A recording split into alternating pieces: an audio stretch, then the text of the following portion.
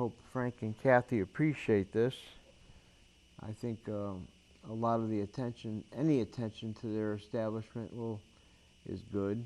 And like I said, I really love mom and pop places. There's not enough left, and we have a few of them in Plainville, thank God, and it's great.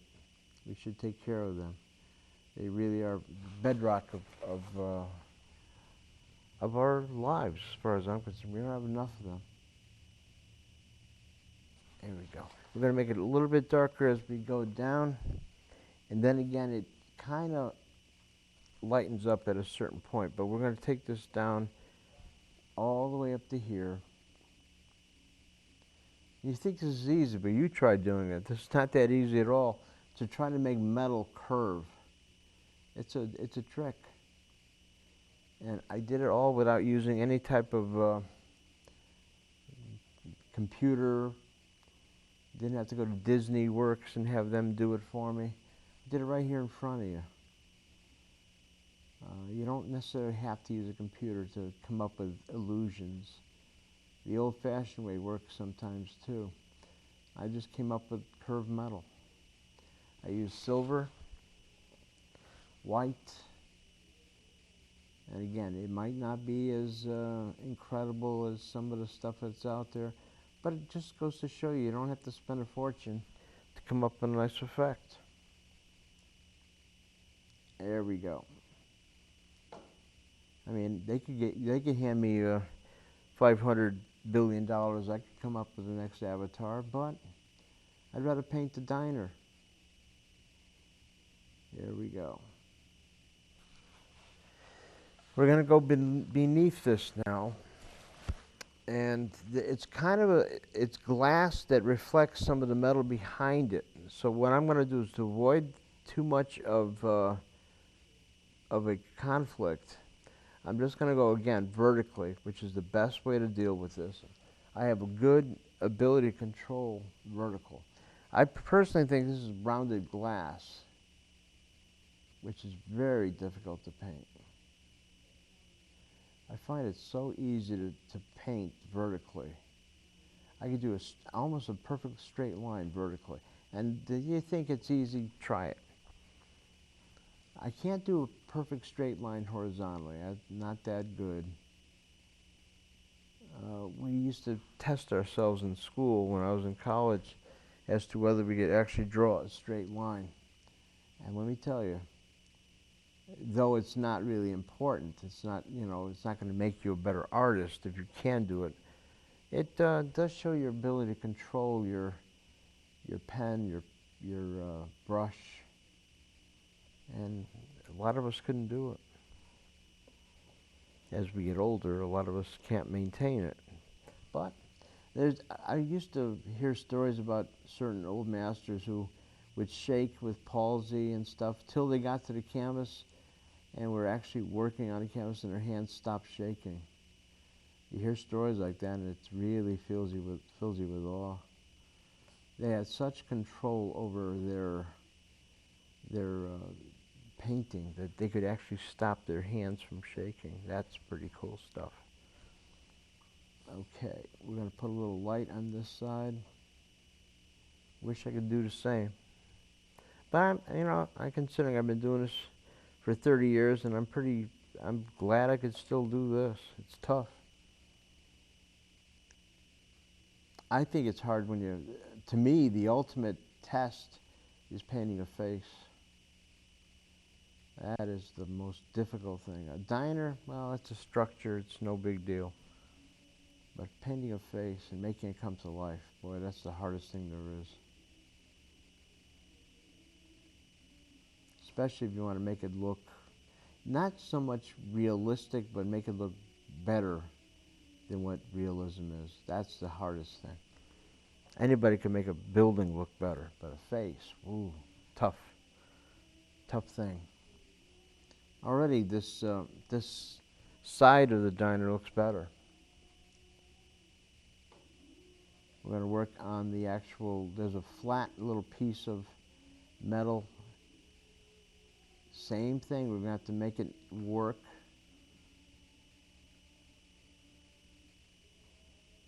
even though it's flat, there are little things that happen in the course of that. We're going to put a light beam going straight down. I think the great thing about watching me actually build this diner, in essence, that's what I'm doing. I'm building it. It's cool to see how you could see parts of it just come into being. And basically that's why I'm doing it from right to left, or from left to right. I want to make sure I don't touch the paint when it's wet, so I'd rather go this way and not run over it with my hand. It'd be worse if this was oil, because oil would never dry in time. Acrylic does dry rather quickly, so I run less of a risk of doing that. By the way, in case you're interested, the brushes I use, this is a Winsor Newton. It's one of my favorites. It's technically a watercolor brush, but if you don't tell anybody, I won't. I like the way that it drops paint on the surface of a canvas. Since this is acrylic, technically it is kind of a watercolor type of being, and I can get away with it. I gotta be careful. I got a little bit of color into it. Not a lot, but I gotta be very careful. I could always control it later. You know, I could go back over it and fix it. You know, a little bit of color is not the end of the world. But this is the silver part of the facade, and we have to be very careful. We're going to make it darker now as we get into, you know, again, because the studio lights are so intense, they're drying out my color on the palette. I have to go into here again and put water in there, make sure the paint's holding up nicely. Even though this is a Masterson's kit and it has a sponge underneath, which keeps the paint liquid, the lights in the studio are drying the paint as we speak. And you're forever fighting that. It's kind of tough when you're working in air conditioning. Let's say I teach a lot, and I occasionally teach in adult ed classes, and it's hard to stop the paint from drying. It's kind of embarrassing. You're teaching a group of students, and all of a sudden the paint's dried. It doesn't exactly make you look like too much of a pro, but it's unfortunate. It's the way it goes. Now, I think that whole facade looks pretty good. We're going to go into the next thing. I'm going to use a finer brush for that. This one is a Princeton, which is really, I'm sorry, it's a low Cornell. It's a pointer, which means it comes to a very fine tip. And we're going to do a nice normal gray. Got to be careful, I got color in that. Damn, got to be so careful to make sure color doesn't jump into it. I even have no idea where that came in from. Okay, here we go. We're going to put a little bit of gray in here. And I want to do a nice vertical, so we're going to go from top to bottom. Got to put a little white in there because it's a little bit too dark. There we go. Now, I'm trying to mix this so there's the silver gets infused with the white. And I think I did it.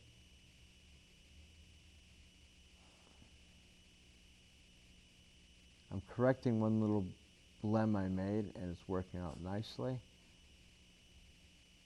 Now, what I could do, if you look underneath that one little piece of metal, the color almost diffused and there's no harsh edge. I'm going to put that harsh edge in right now. I got to make sure there's no water stuck to the bottom of my brush. I'm going to put a nice little crisp dark right here. What I want to do today also is start the actual logo on top. I've got the color made up for it. And like I said, you're not going to find that color in a tube. It's one of the ones I had to make up. It just is not available. That's a nice little edge to this. We're going to have this edge go right into that dark. We're going to have it also come here, and we have a nice, beautiful edge to that whole thing. We could do the same thing on top. I don't know if I want to keep it dark. I think I'd rather keep it light.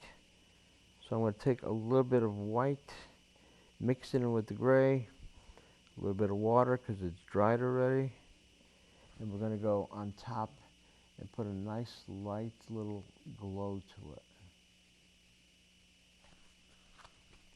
Looking good.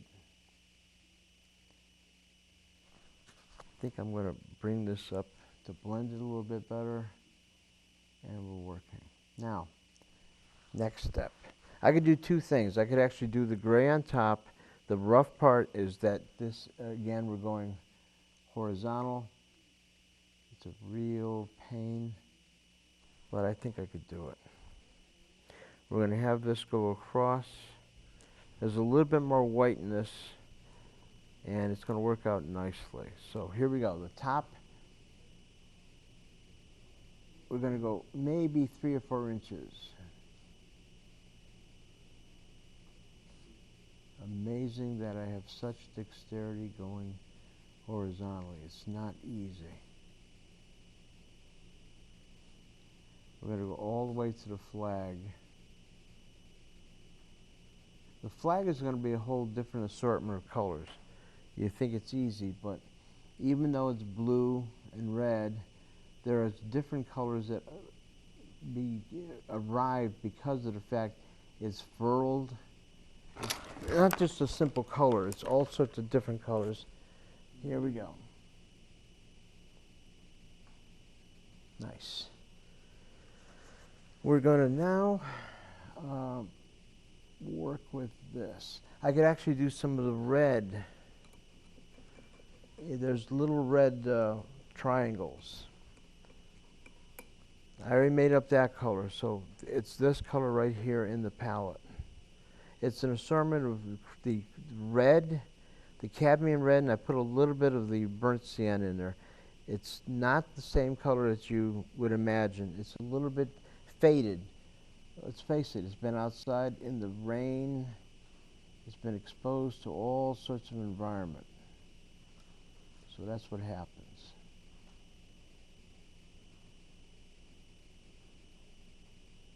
And it's just the right color.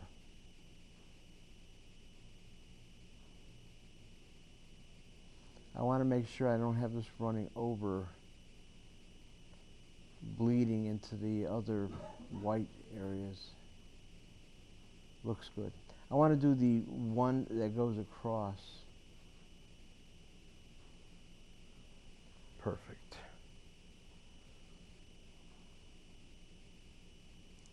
Now the white that's in between really doesn't have any color, but I am going to put something there just to make sure it doesn't look, I don't want to use the white because that's just plain canvas and not a good thing. I'm not going to make it pure white because that's kind of boring. I'll probably make it a different type of neutered white, kind of like a tannish.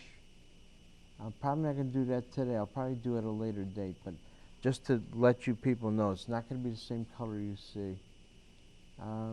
The canvas in itself, even though it's been gessoed, it's got a lot of little things to it, little bits of the canvas showing, and I'd rather put just something a lack of whatever. All right, let's get into the green. I worked on it. I got the right color right here. Oh boy. Let's put a little white in this. Blend it a bit. It's not green, it's not blue, it's everything but. So we're going to make it up from scratch. It's not a color you could buy out of a tube. I'm always telling my students, don't trust a color straight out of the tube. You're better off making every color individually. You're going to be much more happy. in the long run. Like this color is not really blue, it's not really green, it's a host of, it's a hybrid, if anything. This is going to be perfect. So let's see, we're going to go into this, maybe a little bit lighter. I'll take a little bit of white, put that in here. You look at this and say, boy, isn't he exact? Well, I'm not. Unfortunately, sometimes this is better than being too exact. The other thing to remember is acrylics dry darker. And whatever you put down, this is going to be really dark. But if I put this over it, it looks a little bit light. But watch what happens once it dries. It'll be perfect. I purposely didn't do the background yet. Some artists like to put the background in first. Because this structure is so tight, I don't have to worry about the background being affected. I'm going to do this instead. That's a good choice of colors. It's going to be just right. It's neither blue nor green. It's a hybrid.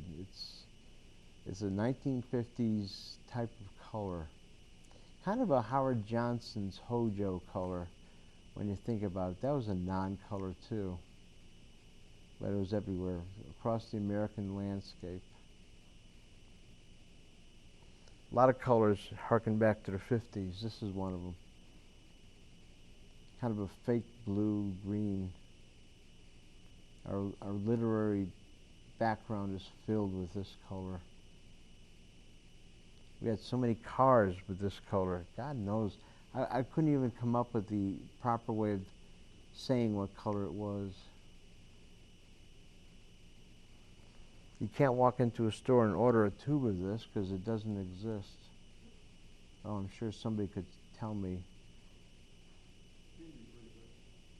But I think we're doing it pretty carefully. Now again, this is just one layering of paint. We probably have to do this again and again. For one thing, acrylics need to be redone all the time. One single coat never does it. So what you're seeing is just the first test run. Probably going to do a lot more of this. What I'm going to do tonight is put as much of this color across the top as possible. And here I am working horizontally, which is not a comfort zone for me. I'd rather go vertically. It's much more comfortable for me. I'm just putting a basic tone in.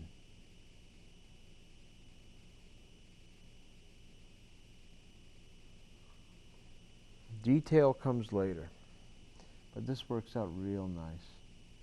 The first thing you got to do is always paint in a basic tone. And I like that. That's going to be okay. We can make it lighter eventually. That is not a problem.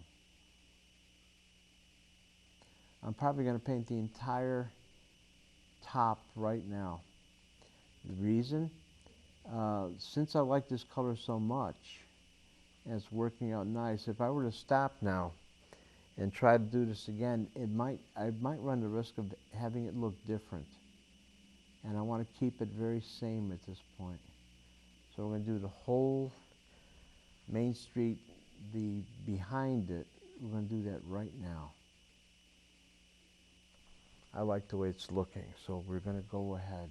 I might later on actually change it. I might actually make it a little bit lighter. No big deal. The key is to have established some sort of groundwork. And I like what I've got. I feel comfortable with it.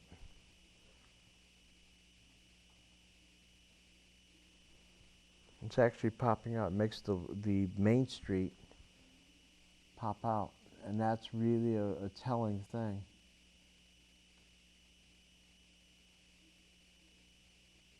Interesting that one basic tone of color does that, but it shows you that we're on the money. If it was wrong, we could see it right away. We'd see right away that that color wasn't working, and it's pretty cool. Interesting how this color, I honestly don't think you could buy this color. You might find some European brand that might have this, but I have never run across this, and I looked. So this is going to be perfect. We're probably going to have to lighten this up a bit. But the other thing too is we're going to darken that. There's one line underneath. It's going to be the same color but darker. And I'll show you what I mean. I'm going to take this. Actually, I better not. I'm going to keep doing this while I can. I don't want to get away from this because I run the risk of having it change. I want to get the entire color in right now. I'm going to go inside the A, put that in right now.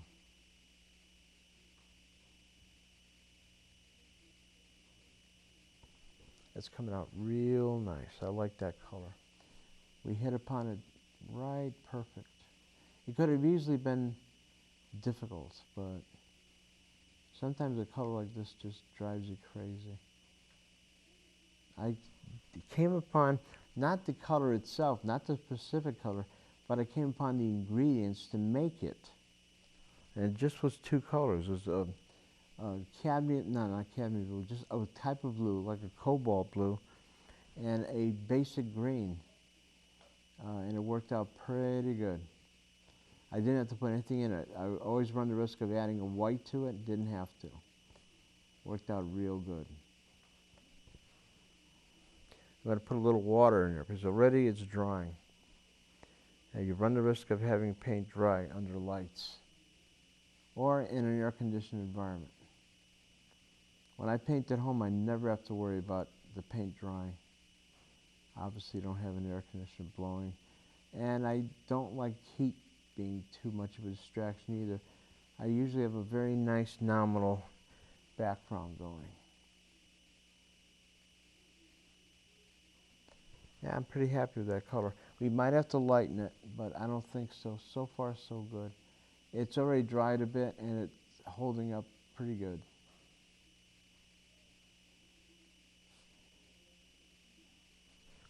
There we are. Halfway through the top, and it's looking good. The hard part is going to be actually doing the logo, because you have different varieties of color. Parts of it are really light. The part that were like neon filaments, they were really light. What I have to do there is use a very fine tip brush and do that. But that's working out really nicely.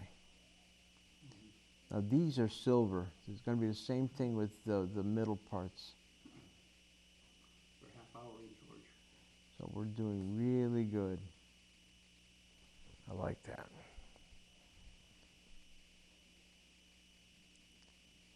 Well, here we go. We're doing rather nicely. I want to get this entire top in. Only because I run the risk of having the paint change. If I stop right now and start this again in a day or two, the color is going to change. And I don't want to run that risk. As it is now, it looks a little bit darker now that it's dried, so we probably will have to make it lighter. That's not a problem. You always have to do stuff like color twice anyway. Probably have to put a little bit of white. Remember, I did say I should have put a little white in, and the truth of it is there's no denying it. I'm going to have to put a little white in.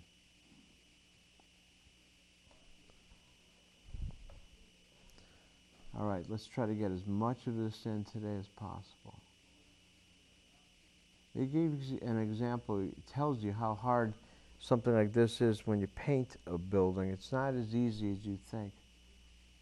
And that's why, you know, truth of the matter is you don't see too many plein air painters doing buildings. Or they do it very, well, they like to say they're doing it in a fashion that is illustrative as opposed to technical.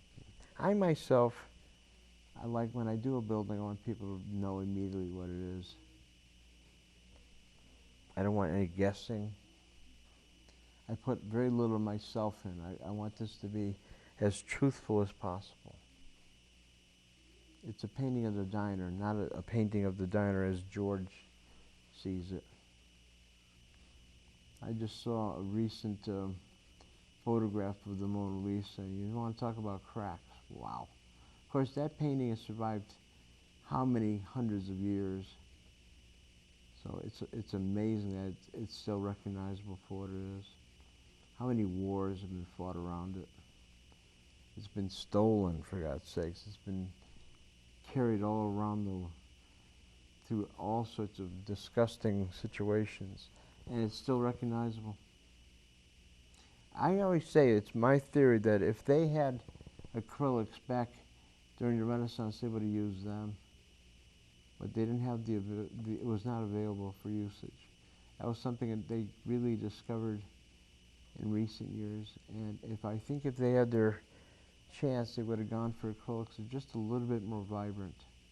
The colors are very, when you're doing, let's say, a face,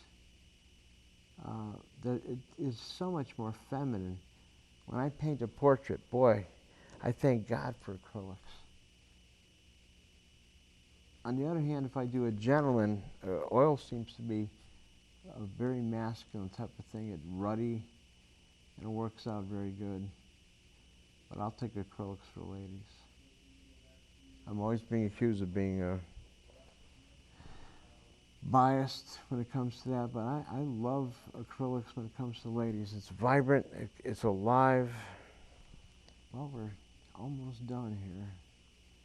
We're cooking. And notice how darker this is compared to that. It's the same paint I used. I haven't added a thing to it. It's just that it's wet and it dried dark. That's the very nature of acrylic. It always dries darker than when you first put it down.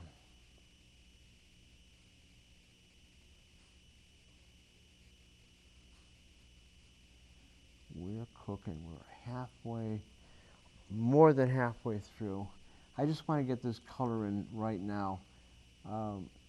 You're saying already that I do intend to change it anyway, but if I were to stop right now, I'd have to change it 3 times. And this way it's going to be basically just 1 time. So I'll settle for the 1 time. Probably have to come up with a lighter tone. Or, quite honestly, I might just use the same tone and put it on twice. That might do it. But I don't think so. I think I'm going to have to really make it a tad lighter. But I'm very happy with the results anyway. I think a second tone would make it smoother. I see too much of the canvas underneath. And as much as that, some people like that look, when you're talking about metal, if you're trying to show a metallic sheen to something and you have the canvas showing through, it kind of defeats the purpose. Okay, George, wrap it up. All right, I want to thank everybody at Nutmeg for their courtesy of doing this. I want to thank everybody at the diner for being kind enough to let me use their structure as a painting.